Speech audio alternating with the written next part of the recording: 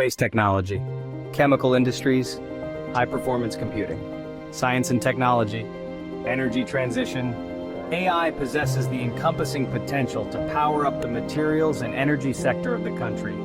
AI-driven solutions are used to optimize both renewable and traditional energy systems all over the world. In the renewable energy space, AI assists in the site selection for solar and wind farms by analyzing geographical and climatic data, ensuring that installations are placed in optimal locations. Government agencies are looking into tapping AI to detect issues in the energy grid, to prevent outages, and ensure smooth operations across power plants in the country. These developments illustrate AI's potential to revolutionize the energy landscape in the Philippines.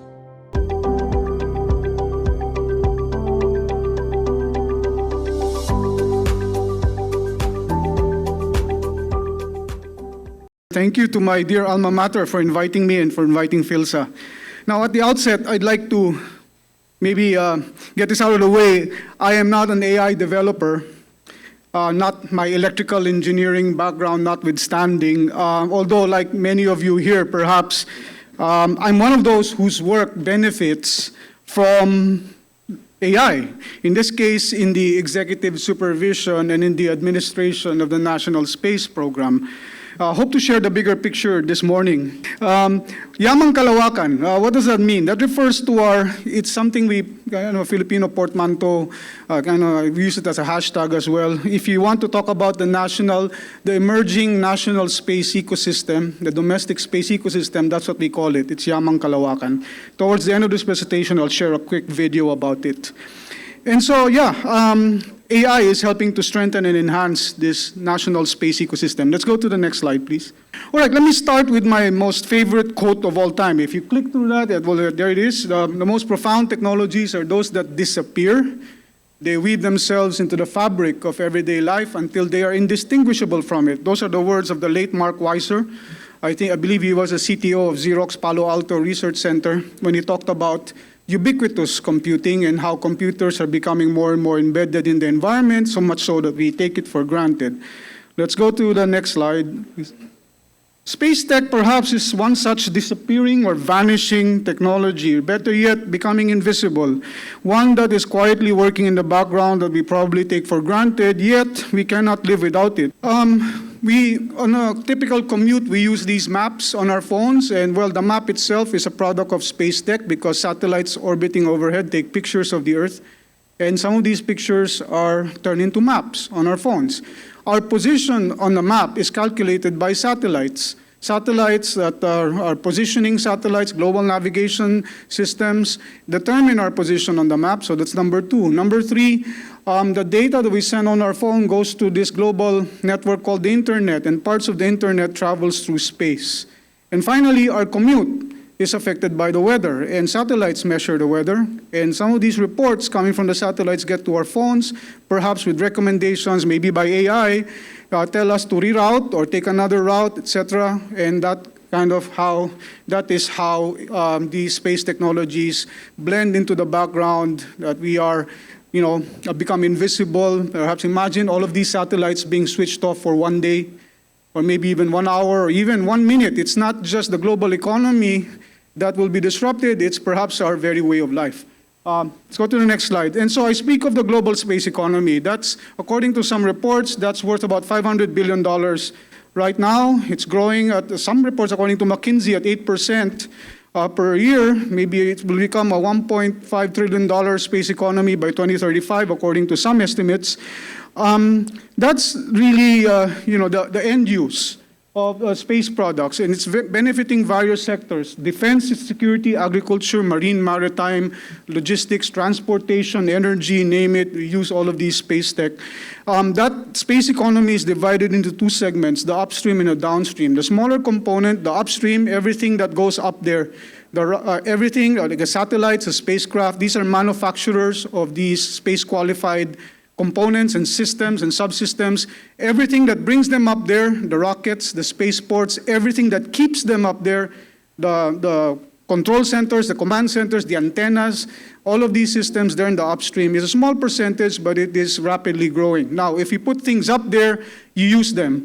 obviously for Earth observation, telecommunications, navigation, positioning, surveillance, whatever, all of these applications enabled by satellites, that's the downstream. And that accounts for a larger share of this global space economy. And so while the pandemic, you see this chart, maybe focus on the tail end of that chart, the pandemic grounded aircraft and ships and boats, and we all kept to our homes, but no, the rockets, space rockets, they kept flying. You know, they took the opportunity during the pandemic. You see the exponential rise in space objects brought to space, and you see that exponential rise during the period of the pandemic, 2020 onwards. And so, according to this index, there's about, according to the United Nations Office for Outer Space Affairs, UNOOSA, around 11,000 individual satellites now orbiting the Earth. More than half of that is owned by one company, right? And that's a significant increase, which we've seen fairly recently. Let's go to the next slide. Now, what are these space rockets carrying? As payload, some of them are small satellites, not the ones the size of a school bus, but satellites that may be the size of a balikbayan box or the size of a refrigerator. These are small sats.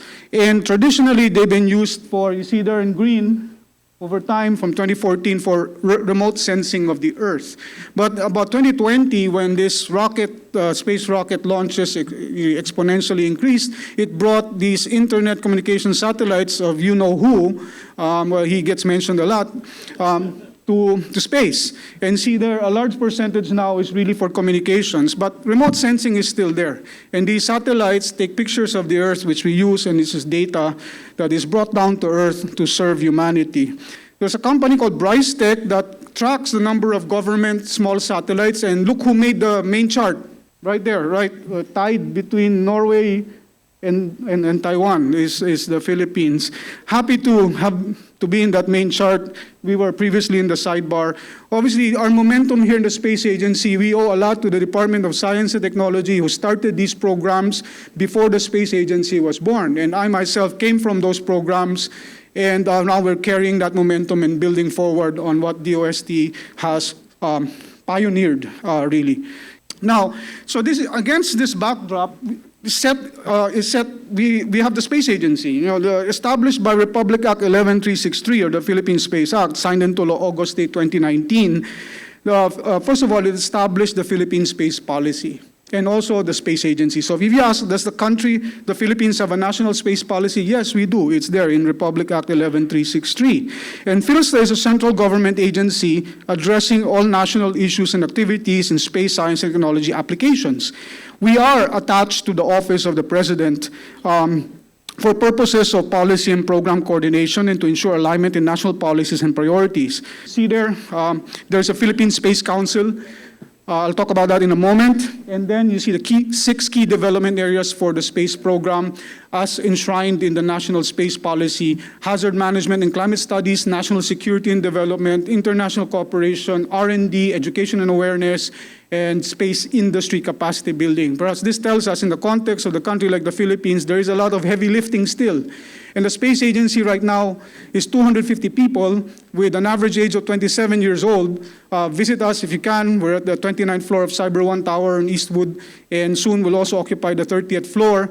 But you know, in this context, the Space Agency is thrust in an environment where there's a lot of heavy lifting because the ecosystem is not yet complete. In other countries which form space agencies, even later than us, they're like 10, 20, 30 people, it's because they're just holding the baton, orchestrating everybody else. There's a strong industry there. The universities are all well set up with space science and technology, etc. So for us, that's still a work in progress. Okay, and the President is keenly aware of the National Space Program. That quote is from his message during the UN General Assembly in New York in 2022, wherein as a directive for us, he said our country will expand our presence in outer space and also contribute to defining the norms of responsible behavior in cyberspace and outer space. Let's go to the next slide. The Philippine Space Council, very quickly, you see there the composition. It's a very high-level council. It's a principal advisory and coordination integration body of the affecting SSTA resources. You see there also the quote of our president during the recent State of the Nation address, where he talked about space for about a minute, talking about the 51,000 satellite images that we produced so far in our country across various applications, and the ongoing work on the development of the largest Earth observation satellite, the multispectral unit for land assessment. This council has met 8 times already since 2020, and notably in the 6th and 8th meeting of this council, President Bongbong Marcos himself chaired it, so at the office. So the PhilSA, you see the members of the Philippine Space Council there, the Vice Chair is the Secretary of National Defense, the Secretary of Science and Technology. The Director General of PhilSA is the Head Secretariat of this council and also serves as the Presidential Advisor on Space Matters. Next slide. This is the space value chain, and this is really what I want to focus on this morning. And it's composed of these blocks and their nexus, which at the end, if these are all present and if they are mature in a certain country, or then we can say we have a good ecosystem and we can realize socioeconomic benefit and value in the end. Where does AI come in here? AI, among other things, helps us with the capacity to analyze and generate insights from data, and also motivates greater impetus and resources to act on such data. And then a little bit, there's also AI plays a role in the upstream, on the satellites themselves, because AI is creeping into many components, even being embedded in some computing systems, including satellites. Right, now what is this space value chain all about? We basically, for each block, you ask yourself, do you have it or not? Is it there or not? And it allows us to identify strengths, address gaps and weaknesses, and seek international cooperation and collaboration where we can gain commensurate strength in each of these blocks towards generating socioeconomic benefit and value. So from the satellites, do you have them or not? Are they sovereign? Are you using those of other countries? Next, is the data accessible to you? Is the data suitable for you? You ask yourself that. If you build your own satellites, you can better guarantee that this data is more suitable for you because you control your destiny. So they're interconnected. The third, once the data, you say data is suitable for you, do you have capacity to bring the data to ground? Such as infrastructure for storing and hosting this data, communicating with satellites to get the data. So take that off if you have it. The next one, once they're on the ground, do you have capacity to analyze and generate insights from the data? What do you do with it, right? So once you say you generate, yes, we do. We have a little bit of that. It needs to be improved. Then the next thing is the value of death. Who uses it, right? Who benefits from it and who applies it? Otherwise, there's probably very little socioeconomic value and benefit if the products from space and this data and insights are not being used. So next slide, quickly. Now, let me start at the end. Right, the socioeconomic value and benefit. There's been some success. This partnership with the Department of Environment and Natural Resources and the Space Agency, we signed an agreement wherein they set up an internal office, a geospatial database office, wherein they can start ingesting all of this data and build internal capacity to add value to satellite images according to their mandate and exercise their powers and functions. And among other things, they reported last year shutting down an illegal mining operation somewhere in the Philippines on the strength of information on the ground and satellite images. So it's to their credit, they acted on the data and prevented further losses due to illegal activities.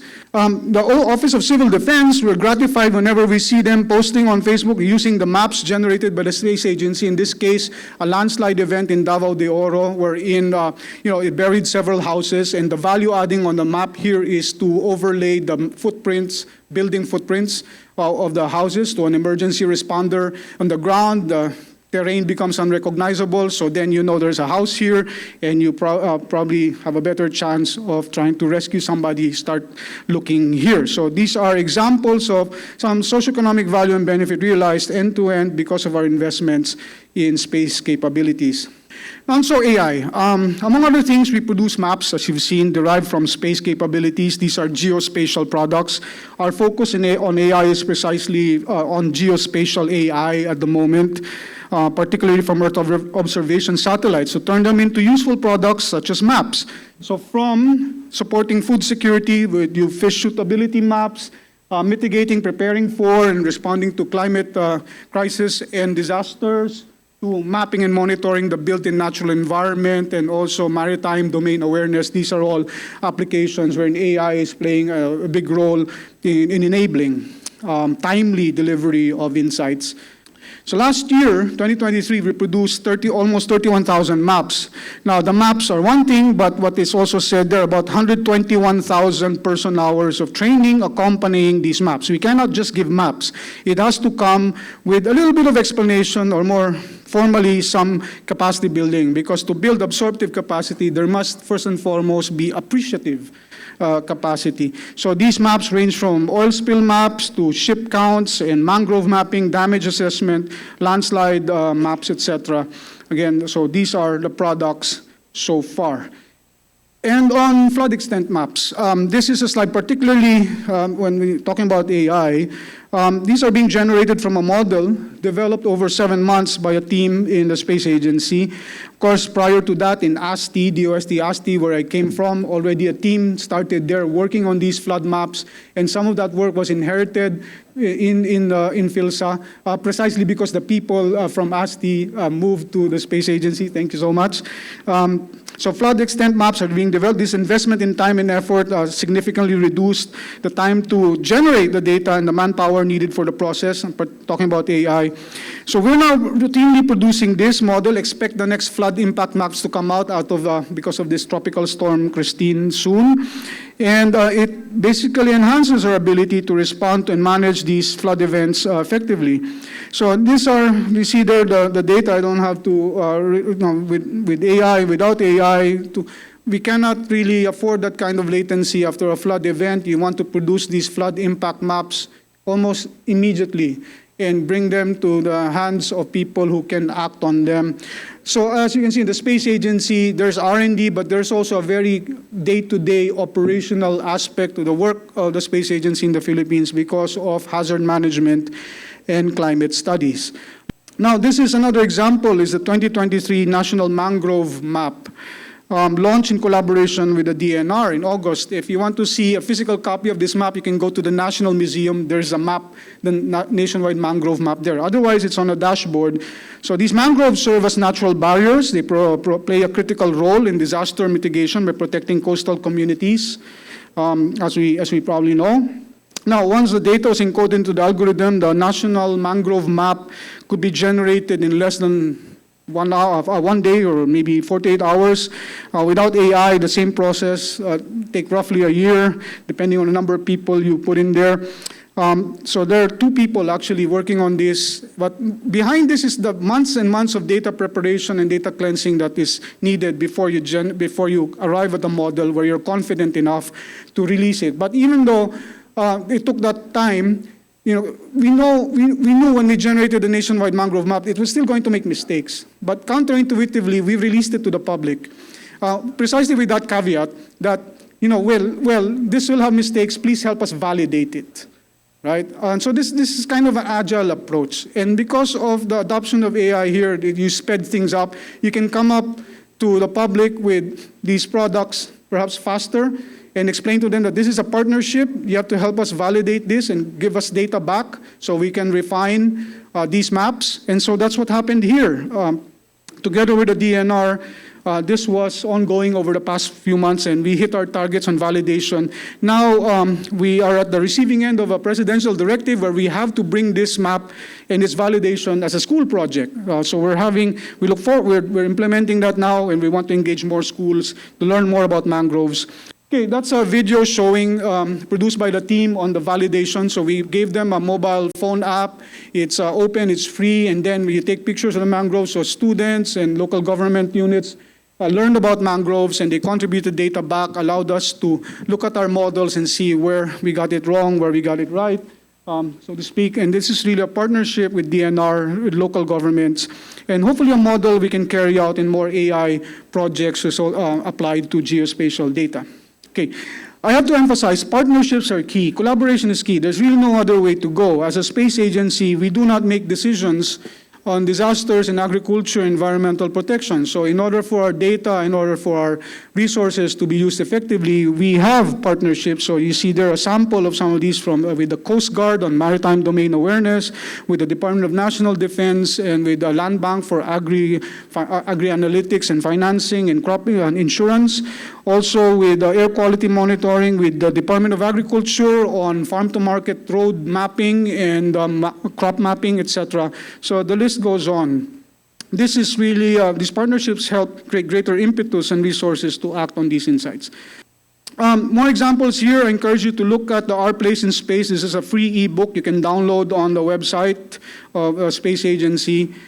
And a couple more slides. Now, beyond the turn, as we speak about horizons here, we look at these foundation models for Earth observation. These are large-scale, pre-trained models that are designed to be adaptable for a wide range of Earth observation tasks. It considers different types of satellites because satellites are not the same. There might be Earth observation satellites, but they're carrying different payloads. It might be radar that can see through clouds. It could be electro-optical. Some of them could carry different types of sensors, very high resolution. Some of them are multispectral images measuring things at different wavelengths. And hyperspectral, capturing multiple wavelengths all at once, carrying a lot of data. I mentioned radar. So there are challenges in creating foundation models because of the diversity of sensors, the varying spatial, spectral, and temporal resolution, larger scale data, I need to handle that, massive compute and data storage needs, and generalization across geographies. So this is an area we'd like to look into, and it's open for collaboration as well with our researchers. One frontier as well is having onboard AI processing on satellites. This is a field that some groups have been looking into, wherein pre-trained models are onboard computers on satellites already. Just one very simple example of this is a satellite will not waste time taking a picture if it sees that it's cloudy. So a satellite has to understand, has to be intelligent enough to see, well, I don't want to waste bandwidth or resources or storage trying to take a picture now because all I see are clouds, unless you want to see clouds. So the satellites can figure that out while in orbit, and this is perhaps not really the future. This is probably happening already. And another interesting application is this, star trackers. The satellite, to determine its position, it looks at the stars. Just like how people do in navigating before, right? You look at the stars. So you use AI on these star maps, and it can more efficiently and quickly calculate the position of the satellite based on interpretation of these maps of constellations and stars. Some notable Earth observation machine learning startups. These are maybe draw some inspiration from these companies. From agriculture, environment and climate change, energy, construction and infrastructure, defense and intelligence, onboard computing, there are these companies that have been raising venture capital, and they're combining machine learning models with Earth observation to generate businesses out of this. So maybe this is something that guide us to not reinvent some of these wheels already. There are these wheels that are turning, but let's look at the frontier as well as we collaborate. But certainly in the Philippines, there's a lot of room to contribute ground information and data that refine the view from space. So it's not just the view from space, it has to be complemented by ground validation, ground data. That in itself is data that contributes to this ecosystem. And we look forward to companies and startups and even supporting them in this kind of space.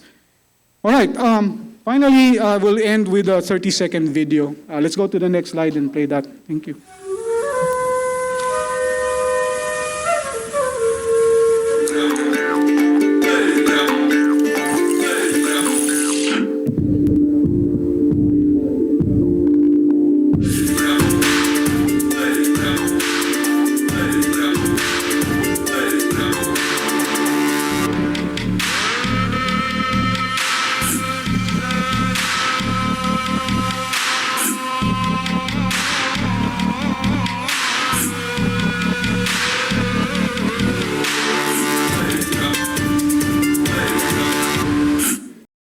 Thank you very much for your attention.